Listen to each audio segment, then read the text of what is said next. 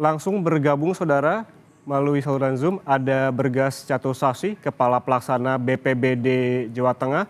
Selamat siang Pak Bergas. Selamat siang, iya Mas. Pak Bergas, informasi terkini yang Anda dapatkan di lapangan, bagaimana proses evakuasi dan juga proses pencarian korban hilang di lokasi tanah longsor? Ya, jadi pada saat kejadian terjadi, kita menghubungi utamanya yang terkait dengan klaster SAR ya, klaster pencarian pertolongan, yaitu Basarnas. Jadi proses evakuasi korban terdampak longsor maupun banjir bandang yang ada di Petung Priok itu kita mempercayakan kepada rekan-rekan dari Basarnas dan teman-teman relawan. Tentunya masih terkoordinasi dengan kami ya, dengan BPBD, baik BPBD Kabupaten maupun Provinsi. Dan memang tadi betul apa yang disampaikan bahwa proses menuju ke titik lokasi pencarian itu ada kesulitan untuk akses ya, jadi memang harus merambat. Jadi teman-teman relawan ini harus proses menuju ke sana itu bertahap ya, bertahap untuk bisa melalui. Memang ada sebagaimana kondisi saat ini, di mana saat ini kondisinya sedang hujan malah di sana. Akhirnya mungkin sementara ya untuk menjaga hal-hal yang tidak diinginkan apabila terjadi ada kejadian susulan, itu lebih baik memang sementara melihat situasi lah. Situasi tentunya yang bergerak di sana adalah teman-teman Basarnas dan teman-teman relawan serta TRC BPBD. Pak Bergas, data sementara yang kami dapatkan terkait dengan jumlah korban, ini ada 15 orang meninggal dunia, 7 orang hilang dan 10 orang luka. Apakah ada perkembangan terkait data ini, Pak Bergas? Saya dapat terakhir itu bertambah satu yang MD 16. Jadi 16, yang lainnya mungkin masih sama ya, luka 10, mungkin yang hilang sudah berkurang. Tapi ini barusan kami sempat dapat itu data dari pos lapangan, itu jumlahnya menjadi 16. Oke, bisa dikonfirmasi lagi 16 orang yang telah ditemukan meninggal, Pak Bergas? Iya, iya, iya, betul, betul. Oke. Bagaimana dengan evakuasi korban tewas ataupun korban meninggal tadi? Saya lihat juga Pak bahwa akses yang terkendala dan juga tertutup oleh tanah, warga dan juga sukarelawan tadi menandu jenazah begitu. Bisa diceritakan seperti apa proses evakuasi warga yang ditemukan meninggal di sana?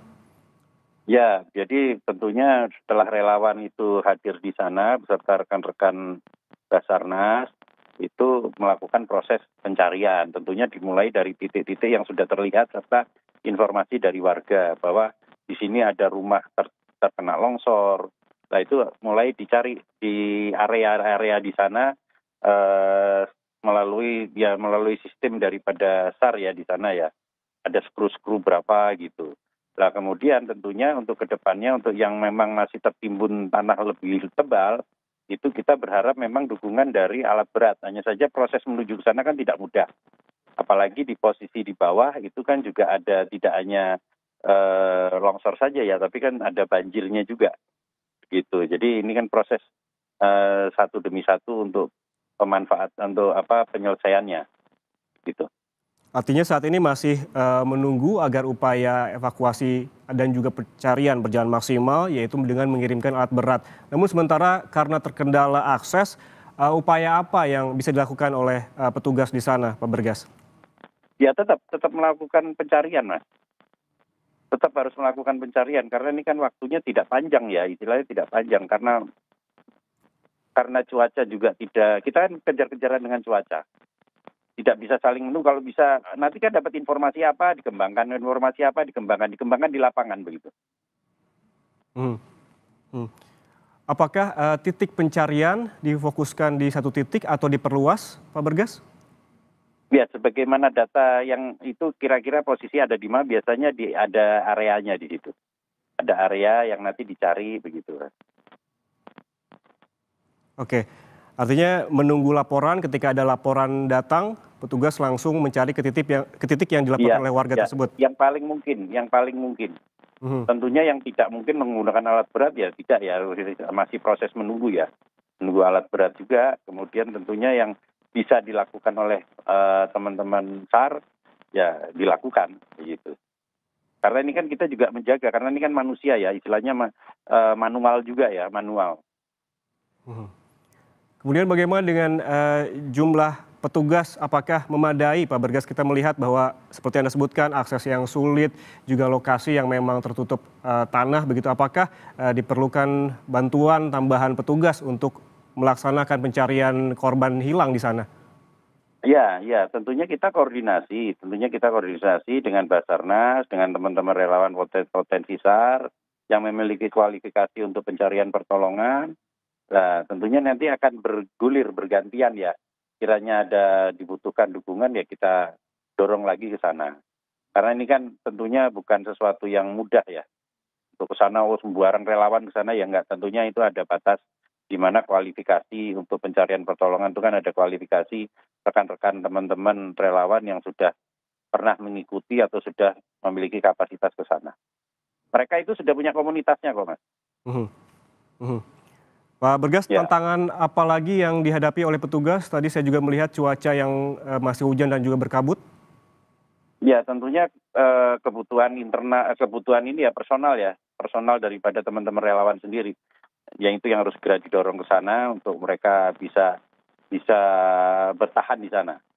Itu salah satu yang kami terima di mana kebutuhan personal butuh dukungan di sana gitu. Baik. Pak Bergas, kemudian bagaimana dengan penanganan korban terluka begitu? Tadi dilaporkan ada 10 orang luka. Bagaimana kondisinya dan seperti apa penanganannya? Ya, untuk yang luka tentunya di situ kan ada pos lapangan, ada puskesmas. Kiranya masih bisa ditangani oleh puskesmas, dilakukan oleh puskesmas. Kalau memang perlu upaya lebih lengkap lagi atau lebih tinggi lagi, tentunya kita bawa ke pelayanan kesehatan yang lebih lengkap lagi ya di bawah. Memang itu menjadi kendala tersendiri itu, menjadi kendala. Tapi kalau memang bisa tidak menunggu, bisa bergeser menggunakan milik warga, ya milik warga kita dorong ke sana. Kita dorong untuk membantu. Hmm. Artinya petugas juga meminta bantuan ataupun mengimbau warga juga untuk turut Iya, aktif begitu ya membantu petugas. iya, iya, betul. Mhm. Saat ini yang Anda dapatkan laporan yang 10 warga terluka itu seluruhnya sudah dibawa ke puskesmas atau memang sudah ada yang kembali ke rumah? Ya, sementara ini kami baru menerima ini ya, baru menerima yang luka-luka ya. Baru sampai di puskesmas, begitu Mhm. Mas. Lalu bagaimana kondisinya, Pak Bergas, 10 warga terluka, apa luka ringan atau luka berat seperti apa? Oh, ada yang luka berat, ada yang luka ringan ada. Datanya, sebetulnya ada datanya kami, tapi kami ini harus buka data ulang ya berarti ya. Nyun sewu. Ya Baik. sementara itu mungkin Mas. Ya. Mhm, mhm. Berarti yang ditangani oleh puskesmas terdekat dengan lokasi ini, kondisi lukanya berbagai macam, ada yang luka ringan dan juga ada yang luka berat begitu? Ya. Baik, kemudian upaya apa yang paling dekat begitu yang bisa dilakukan petugas, yang saat ini bisa dilakukan karena memang tadi disebutkan butuh bantuan personel, tetapi memang untuk mendapatkan bantuan personel ini waktunya tidak, cepat begitu, apa yang hal terdekat yang bisa dimaksimalkan oleh petugas? Ya, tentunya upaya penggunaan alat alat tambahan atau alat bantu seperti alat berat itu harus segera segera diluncurkan ya Mas ya. Ini kami masih koordinasi sih. Karena ini kan beberapa lokasi kan banyak yang terdampak masalahnya. Dan jalur menuju ke sana itu kan harus memutar, tidak bisa langsung tembus. Kalau langsung tembus itu butuh alat berat buka jalannya. Begitu Mas. Oke, kalau saya melihat lokasi dari longsor ini hanya bisa dilalui sepeda motor. Memang, jalanan ini awalnya memang bisa dilalui mobil atau memang hanya sepeda motor saja, Pak? Enggak, bisa dilalui mobil itu. Bisa. Artinya jalan ini memang tertutup Itu oleh jalan, tanah longsor sehingga hanya bisa dilalui oleh iya, sepeda motor? betul. Dan ada ketebalan cukup tertentu di ruas-ruas tertentu yang dia seperti lumpur. Mhm, Itu kan tidak mudah. Pakai mobil pun tidak mudah, pakai sepeda motor pun tidak mudah. mhm. Begitu Mas. Oke. Apakah juga ada upaya pembersihan untuk membuka akses jalan, Pak? Ya, ya, ya itu salah satunya. Makanya kan menggunakan loader, apa menggunakan piku untuk pembersihan jalur itu kan menjadi penting. Jadi aksesnya harus bisa dibuka dulu untuk percepatan. Nanti percepatan tentunya sambil menunggu teman-teman di atas itu bisa melakukan aktivitas untuk pencarian selama cuaca mendukung ya tentunya ya. Tidak saling menunggu istilahnya, tidak saling menunggu. Karena kan sudah ada rekan-rekan relawan yang sudah di atas. Pos lapangan juga sudah berdiri di puskesmas itu. Selain juga terkendala cuaca dan juga akses, petugas juga berkejaran dengan waktu. Saat ini waktu menunjukkan pukul 13:34, artinya tinggal beberapa jam lagi akan gelap begitu. Apakah ada batas waktu hingga pukul berapa pencarian dilakukan, Pak?